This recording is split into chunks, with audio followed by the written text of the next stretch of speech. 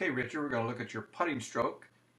Going to compare it to Tiger. Now, this is the first round when I was just videotaping everyone's current technique without any adjustments. I like your setup. It's very solid. It's the width of stance looks just perfect. Nice arms. Your soft elbows are not totally locked elbows. You want your elbows slightly unlocked and into your side just a little bit. So everything looks good there. Let's follow Tiger. Tiger comes back. When he hits the ball, his eyes are down at this moment. As the ball follows through, as he's following through, the ball's still going. He has not turned his head yet. He's still holding his eyes to the ground. Continues to, ball still moving. Eyes are still down. He will keep his eyes down even until the ball leaves the screen, and his putter will stop about there, and he will hold his finish while he turns and looks. So he's going to start to turn now. But while he's looking, he's still holding his posture, and he's holding where he finished his putter. He does not recoil that putter back. He holds it out there in front. So let's look at your putting stroke now as you come back.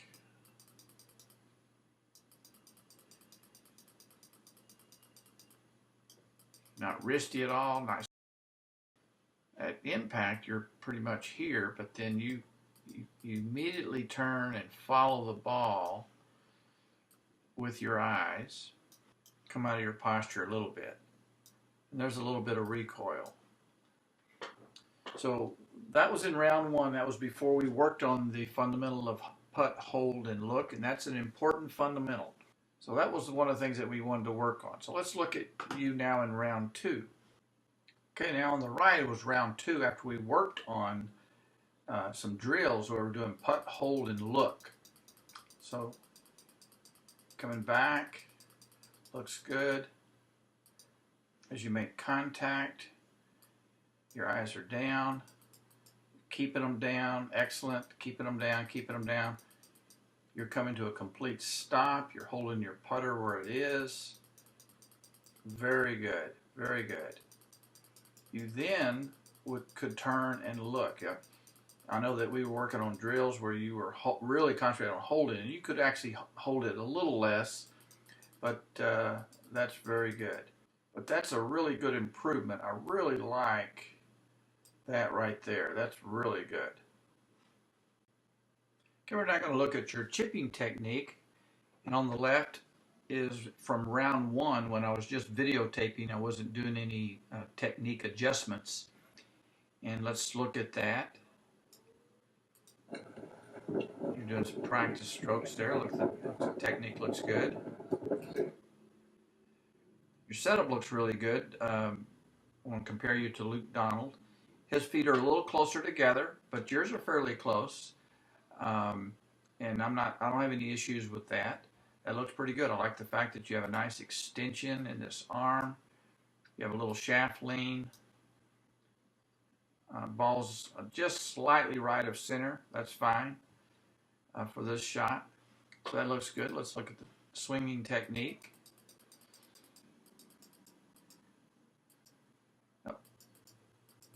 There's a slight amount of movement to the right. This leg, this left leg, the knees are kind of rocking to the right. And one of the things that we worked on is starting left and staying left. If we were to look at Luke, you can see where when he's toward the end of his backswing for this little chip shot, his legs are kind of angled that way. He's almost falling. It has the feeling of falling to the target, and you're a little bit more the other way. And so that's one of the things that we would want to work on a little bit, because what that does is put the low point of your arc in front of the ball, and it really helps you get clean, crisp shots and not hit behind the ball or come in and hit it thin. Here you are making contact. I like the fact that you've kept your extension. You still you're not wristy at all. Very solid hands. Still have your Y there. That looks good.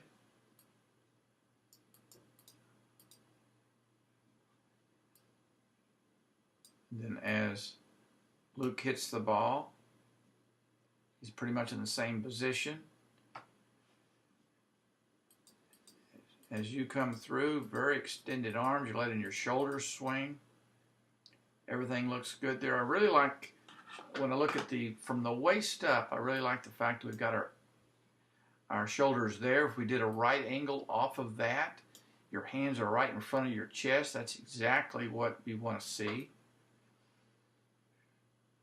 You can see where Luke has done the same thing. He swings his chest. The only thing that's different is the waist down. You can see how Luke has turned this right knee towards the left leg, and you still have daylight between your legs. You're not really turning this hip and this knee toward the target. You're not really turning your lower body. You're obviously turning your upper body, but your upper body is kind of disconnected from your lower body. I want them both to swing to the right. You can kind of see how Luke is swinging the club not only with his upper body, but his lower body. Again, you're going to see him swing the club with his upper body and his lower body. You can see how that right hip and right knee turn, his left leg extends, his right knee flexes. So that's we want to work on that lower body action. Now your upper body is perfect. Just need to work on that lower body action. Okay. I want you to hit the ball and hold your finish. Hit the ground. And what I'm seeing is a little bit of this. So you're starting with 70, but you're not really hitting with 70. I need you to stay there. You'll have a much better chance of hitting. What you're trying to learn to control is the low point. In position, that low point's got to be here. If you tend to move back, your golf circle moves back, and the low point of the golf circle moves back here, and you hit the ground back here. So you've got to just really stay left. Good. And first I want to kind of draw a little box from the center of your ankles to the top of your head. Got you a little closer to the camera on the right, but we can certainly see that one of the things that we talked about before you moved to this station on round 2 is we narrowed our stance slightly, but we also focused on getting more weight on our left side. And it's obvious that you've done that. If just by looking at where the knees are in relation to the center of your ankles, you've got a knee there and a knee there, and you've got a knee here and you've got a knee here. So you are much more to the left a setup on the right, and you're a little bit more vertical from the ankles to the knees. You're leaning towards the target. You're pressing the ground on the left side. That's excellent. So as on the left, as you went back,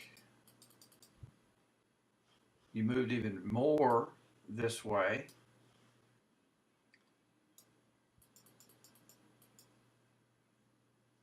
And you still have maintained a little bit of a lean there and an angle there. So you did not rock to the right like you did on the initially. So you stayed pressing toward the target. So that's excellent. And then here, as you came down,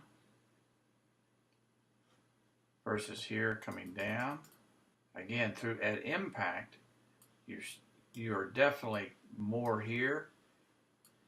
And what that really translates to in terms of your golf circle is you're going to come in maybe a little too shallow, and not have, because that low point is going to end up getting behind the golf ball. Here you're going to come down just a little bit. We don't want to be too steep. We only want to be a few degrees down. But when your weight's forward, that ball, you'll hit the ball first, which is what we're trying to do. Now we're going to look at another swing that you hit even better than that one in the round 2. So let's take a look at that.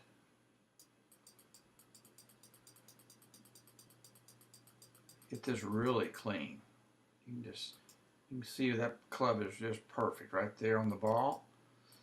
And as you come through, I'm also seeing a much better action of this. It's subtle. It's a small amount, but this is a small little chip shot. And I'm definitely seeing a much better movement of this knee moving toward the other knee.